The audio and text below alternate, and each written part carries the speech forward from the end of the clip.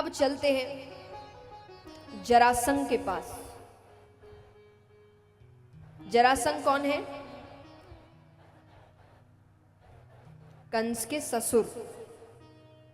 तो कंस की मृत्यु के बाद वो बदला लेना चाहते हैं, तो बार बार आक्रमण कर रहे हैं, बार बार आक्रमण कर रहे हैं। इन्हीं के कारण भगवान ने द्वारिका नगरी बनाई।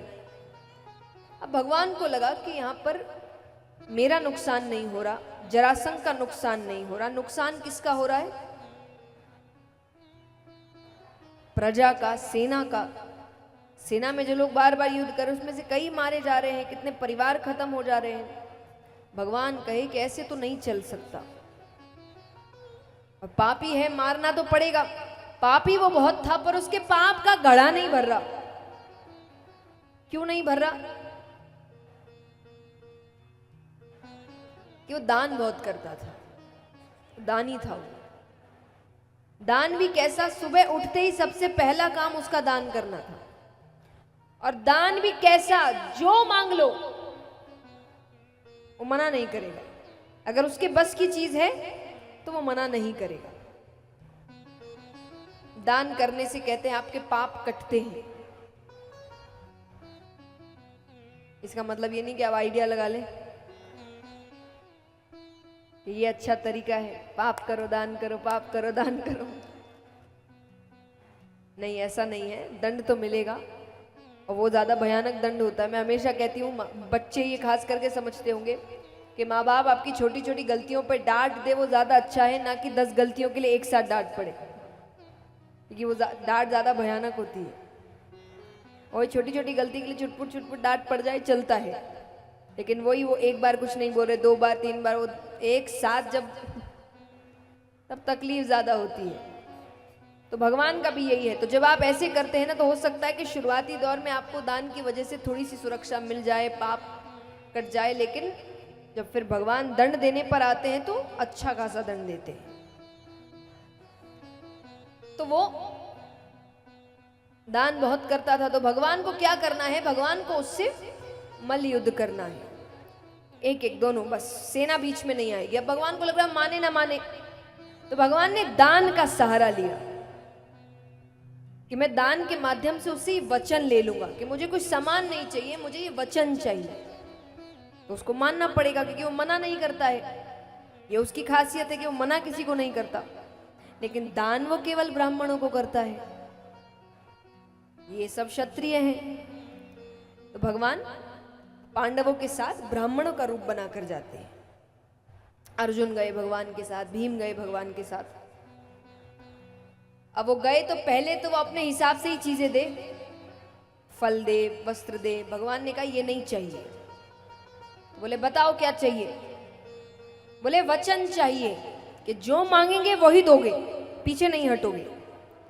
उसने कहा वचन की जरूरत नहीं है, आपको जो मांगना है मांगिए।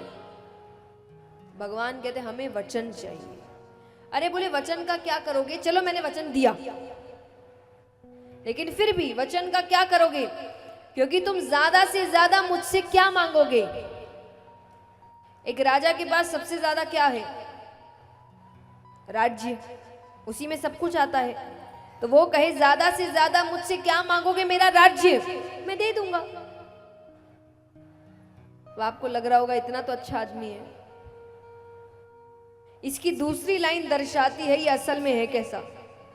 वो कहे ज्यादा से ज्यादा मुझसे क्या मांगोगे? मेरा राज्य मैं दे दूंगा, क्योंकि मुझे मेरी शक्ति पर इतना भरोसा है कि सुबह तुमको राज्य देकर शाम को युद्ध करके वापस ले लूंगा।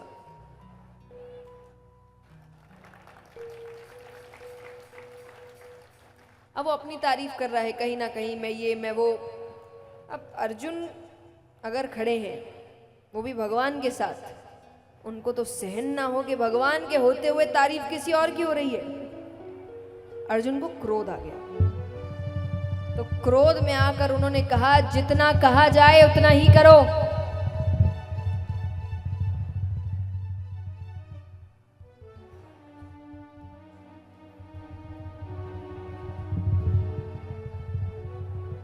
कि जितना कहा जाए उतना ही करो। अब यहां पर अर्जुन क्रोध में आ गए। जरासंध के सैनिक इत्यादि भी आ गए। जैसा मैंने कहा, देखिए दान से कब तक बच सकते हैं? अगर आप मन से दान नहीं कर रहे हैं और आप किसी चीज का बचाव लेने के लिए कर रहे हैं, वो गलत है। जैसे मैंने कहा ना कि सुपात्र को करो। आप जिनको दान कर रहे हैं वो भी दान के लायक होने चाहिए, जिनको सच में सहायता की जरूरत है, और आपका मन भी अच्छा होना चाहिए कि आप मन से सहयोग करना चाहते हैं। यहां दोनों ही चीजें जरासंध के पास नहीं है। जरासंध के मन में अच्छे भाव नहीं है, एक तरीके से उसके लिए बचाव है, अच्छे भाव थोड़ी है। अच्छे भाव होते दूसरी जगह वो गलत कार्य थोड़ी करता, इतना पाप थोड़ी करता। तो इसीलिए दान का पहले भी अर्थ यही था कि सुपात्र को करो और अच्छे मन से करो, कि मन से किया हुआ 1 रुपया भी विशेष फल प्राप्त देता है और बिना मन से किया हुआ 1 लाख भी फल प्राप्त नहीं देता, क्योंकि मन से नहीं, आपकी इच्छा ही नहीं है करने की।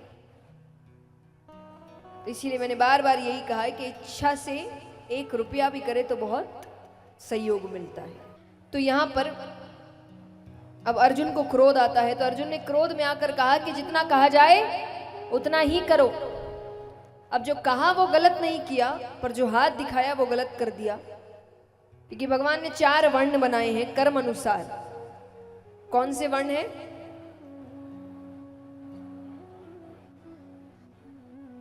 ब्राह्मण, क्षत्रिय, वैश्य, शूद्र। कार्य क्या थे? ब्राह्मणों का कार्य क्या था? वो है शिक्षा। गुरुकुल में जितने भी शिक्षक थे वो सब, इसीलिए उनको इतना उच्च स्थान दिया गया कि आपके गुरु सबसे ऊपर होते हैं। जो आपको शिक्षा देते हैं उनका सबसे ऊंचा स्थान होता है। क्षत्रिय का कार्य था युद्ध करना, राजा बनना। वैश्य का कार्य था व्यापार करना, और शूद्र का कार्य था सेवा करना। अब ये चारों वर्ण में ये नहीं था कि एक ही तरफ है, इनका कार्य था। जैसे ब्राह्मण है, उनका कार्य है कि शिक्षा की कमी कहीं नहीं होनी चाहिए, पूरे समाज में सब शिक्षित होने चाहिए। क्षत्रिय का कार्य था कि सबकी रक्षा होनी चाहिए। वो रक्षा देखकर नहीं करते थे, इसकी करना है उसकी नहीं करना है, यानी वो सिर्फ अपने लिए काम नहीं करते थे, सब सबके लिए काम करते थे। तो क्षत्रिय का कार्य था सबकी रक्षा होने चाहिए। वैश्य का क्या कार्य था कि धन का संचार हर जगह अच्छे से होना चाहिए, किसी के पास धन की कमी नहीं होनी चाहिए। और शूद्र का कार्य था सेवा सबकी होनी चाहिए। तो इस प्रकार भगवान ने वर्ण की शुरुआत करी थी। अब पहले लोग अपना अपना कार्य करते थे, समय समय की बात है। तो जब शुरू हुआ नियम अनुसार सब अपना अपना करते थे। तो क्षत्रिय युद्ध करते थे, बाकी कोई भी युद्ध नहीं करता था। तब क्षत्रिय जो बाण चलाते हैं तो प्रत्यंचा चढ़ाते हैं, उस चक्कर में हर क्षत्रिय के अंगूठे पर एक निशान होता है। तो जब अर्जुन ने हाथ दिखाया तो जरासंध की नजर उसके अंगूठे पर पड़ी। वो खुद भी एक क्षत्रिय है, वो पहचान गया। वो कहे तुम ब्राह्मण नहीं हो, तुम तो क्षत्रिय हो। ये देखकर सेना आ गई। अब उनको लग रहा है बहरूपी आए हैं, कौन है, आक्रमण कर दे, कुछ भी हो जाए। तो पूरी सेना आ गई। जरासंध कहे सामने आ जाओ वरना मुझसे बुरा कोई नहीं होगा, कौन हो तुम सब? भगवान कहे अच्छा खासा सब चल रहा था, सब अपने असली रूप में आए। जरासंध कहे कृष्ण क्या काम है तुम्हें? भगवान कहते युद्ध करना है, पर मल्ल युद्ध, सिर्फ मैं और तुम, सेना बीच में नहीं आएगी।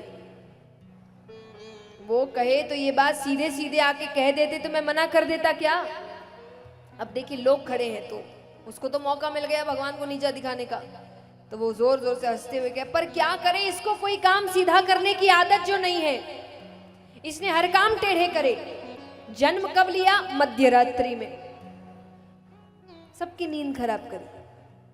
थोड़ी देर रुक जाते, सुबह हो जाती, पर मध्य रात्रि में जन्म लिया। कहां लिया? कारागार, जेल में जन्म लेने की जगह है। खड़े टेढ़े होते हो, बंसी टेढ़ी रखते हो, मुकुट टेढ़ा रखते हो, काम टेढ़े करते हो, खुद का नाम भी ऐसा रखा है जिसको कहने में जीभ को टेढ़ा करना पड़े, कृष्ण। अर्जुन कहे इसीलिए कहा जाता है टेढ़े आदमी के साथ नहीं लगना चाहिए। भगवान कहते मेरी तारीफ हो गई तो युद्ध करे। जरासंध कहे तुमसे नहीं करूंगा, तो फिर किससे करोगे? बोले भीम से करूंगा। मुझे सिर्फ भीम मेरे सामने खड़े रहने लायक लगता है, तुम में से तो कोई मेरे सामने खड़े रहने लायक नहीं। ये भी कॉन्फिडेंस है भाई, भगवान के सामने कह इतनी बड़ी बात कह रहा है। पर भगवान के लिए चलो अच्छा है, मैं तुम्हें अपने हाथ से मारना भी नहीं चाहता था, क्योंकि जिसे मैं मारता हूं वो मेरे धाम जाता है, और तुम्हारे जैसा पापी मेरे धाम जाना नहीं चाहिए। तो भीम के साथ युद्ध शुरू हुआ। अब भगवान को लगा कि हो जाएगा, मर जाएगा, पर नहीं हुआ। 27 दिन तक युद्ध चला और उसको खरोच नहीं आ रही। अब इसके पीछे कारण है। बृहदवीथ नामक एक राजा थे, उनकी 2 रानियां, पर एक भी संतान नहीं। तो उनके राज्य में एक बार संत आए, तो वो उनकी सेवा करने उनकी कुटिया में ही जाते हैं, अच्छे से सेवा करिए। अब वो जाने लगे तो उन्होंने कहा कि कुछ वरदान चाहिए। वो कहे संतान चाहिए, बस संतान नहीं है मेरे पास। उन्होंने एक फल दिया। अब संतों को नहीं पता इसकी 2 रानियां हैं, वो अकेले कुटिया में आया था, तो उन्होंने एक फल दिया, पत्नी को खिला देना। उन्होंने पत्नी को फल दिया, दोनों पत्नी ने आधे आधे फल खाए। 9 महीने बाद दोनों को बालक हुआ, आधा आधा, यानी एक ही बालक हुआ, पर एक हिस्सा एक को हुआ और एक हिस्सा मरा हुआ बालक हुआ। अब रात्रि में हुआ तो राजा को लगा कि ये खबर प्रजा तक चली गई तो प्रजा डर जाएगी कि ये क्या हो गया। तो उसने रातों रात वो 2 हिस्से जंगल में फेंक दिए। जंगल में जरा नामक एक मायावी राक्षसी थी, उसने हिस्सों को पकड़ा और वो दोनों हिस्सों को जोड़ देती है। जोड़ते ही उसमें प्राण आ जाते हैं। प्राण आते ही इसीलिए नाम पड़ा जरा संघ। जरा नामक राक्षसी ने हिस्सों का संघ किया तो नाम पड़ा जरा संघ। अब यानी बीच का हिस्सा कमजोर है, वापस से अलग हो सकता है, बाकी उसको कहीं कुछ भी करो उसे खरोच भी नहीं आने वाली। तो भगवान ने भीम से दूसरे दिन कहा कि आज मुझ पर नजर रखना, मैं कुछ इशारे करूंगा वरना ये नहीं मरने वाला ऐसे। भीम ने कहा ठीक है, पर भीम भूल गए, युद्ध में लग गए, भूल गए। अब भगवान को लग रहा है सूर्यास्त होने वाला है, फिर से आज का दिन खत्म हो जाएगा। तो भगवान भीम का ध्यान अपनी ओर आकर्षित करने के लिए उसके दाव की प्रशंसा कर रहे हैं। भगवान जोर से कह रहे, अहो भीम क्या दाव खेला है। भीम का ये दाव तो भगवान पहले भी देख चुके हैं, इतनी तारीफ तो कभी नहीं करी। फिर याद आता है अपनी ओर देखने को कहा था। भीम भगवान की ओर देखते, भगवान ने एक टहनी उठाई, उसको बीच से पकड़कर चीर दिया। भीम तुरंत मुंह घुमाते हैं, जरासंध के पैरों को पकड़ते हैं और दोनों पैरों को पकड़कर छोड़ दिया तो फिर जुड़ गए। अब वो भगवान की ओर देखे, भगवान कहे पहले ही पूरा देख लो, इतनी जल्दी है सर घुमाने की। भगवान ने फिर पैरों को पकड़ा और चीरते हुए 2 विपरीत दिशाओं में फेंका कि अब वो सामने नहीं आने चाहिए। तो भीम ने पैरों को पकड़ा, चीरते हुए 2 विपरीत दिशाओं में फेंका। इस प्रकार जरासंध का वध होता है।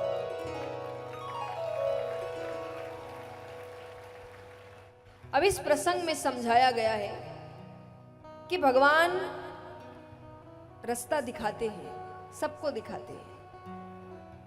समझने वाला होना चाहिए, मानने वाला होना चाहिए। देखिए भीम, भगवान ने भीम को समझाया क्या करना है। अगर भीम मना कर देते कि मैं नहीं मानूंगा, 27 दिन लगे ना, 10 दिन और लगेंगे, अपनी ताकत से करूंगा, भगवान कुछ कर लेते। पर भीम ने भगवान की बात मानी तो जीत गए। तो भगवान ऐसे आपको भी रास्ते दिखाते हैं, पर मनुष्य अपनी होशियारी लगाता है। पर असलियत तो यही है कि भगवान जो सोचते हैं वही होता है। इसलिए रास्ता भगवान सबको दिखाते कि किसी का हक नहीं मारना। भगवान तो और कहते हैं कि जितना हो सके उतना सहयोग करो। मैं हमेशा कहती हूं कि आप इस बात की चिंता मत करिए कि जब आप सहयोग करते हैं तो आपके यहां धन की कमी हो जाएगी। कई बार लोग कहते हैं ना कैसे कैसे दे दे, आपके धन की कमी नहीं होगी। क्यों? कारण है कि भगवान किसी का उपकार नहीं रखते। सहयोग करने वाला भी देखिए मनुष्य तो मनुष्य है, पता चला ऊपर जाकर भगवान पर उपकार दे देगा कि मैंने इतना इतना काम किया, इतना इतना सहयोग किया। भगवान जवाब में देंगे मैंने भी इतना इतना वापस कर दिया था, तुमने जितना दिया उससे डबल मैंने तुम्हें वापस किया था। भगवान ऐसे काम करते हैं, भगवान किसी का उपकार नहीं रखते। आप जितना भी सहयोग करें उसकी वापसी आपको मिलती है, भगवान देते हैं। और मैं निवेदन करूंगी, आज विराम दिवस है, जितनों से हो सके जरूर सहयोग करें उन दिव्यांगों के लिए। कि कथा, जैसा मैंने पहले दिन भी कहा था कि धर्म की कथा है, और सबसे सुंदर बात है कि सेवा का कार्य और जुड़ा है। और आपने 7 दिन की कथा सुनी है, तो कथा का पुण्य तो आपको मिला ही है, पर साथ ही साथ सेवा का पुण्य भी मिले। तो जितने चाहे स्थानीय भक्त हो जो टीवी के माध्यम से देख रहे हैं, जरूर सहयोग करें। वो अपनी सहायता खुद नहीं कर सकते, और तभी ऐसी स्थिति में है तो हमारा कर्तव्य बनता है कि हमसे जितना हो सके। मैंने हमेशा कहा है 1 रुपया भी आप कर सकते हैं तो मायने रखता है, पर करिए जरूर। मायने ये रखता है, कितना किया है मायने नहीं रखता, किया है मायने रखता है। तो यहां पर किसी का हक नहीं मारना, जितना हो उतना सहयोग करना। लेकिन जब किसी का हक मारते हैं तो अपने जीवन में दरिद्रता लिखते हैं।